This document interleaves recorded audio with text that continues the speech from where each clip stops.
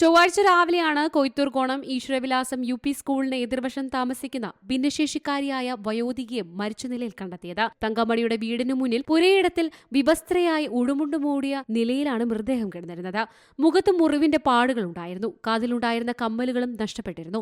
കവർച്ചാ ശ്രമത്തിനിടെയാണ് മരിച്ചതെന്ന് police ആദ്യം കരുതിയെങ്കിലും പോസ്റ്റ്മോർട്ടത്തിന് ശേഷമാണ് പീഡനവും നടന്നതായി തിരിച്ചറിഞ്ഞത്. സമീപത്തെ റേഷൻ കടയിൽ നിന്ന് ലഭിച്ച CCTV ദൃശ്യങ്ങളുടെ അടിസ്ഥാനത്തിലാണ് പ്രതിയെ പോലീസ് തിരിച്ചറിഞ്ഞത്. പോക്സോ, കവർച്ച തുടങ്ങി നിരവധി കേസുകളിൽ പ്രതിയായ പോത്തൻകോട് സ്വദേശി തൗഫീഖാണ് അറസ്റ്റിലായത്.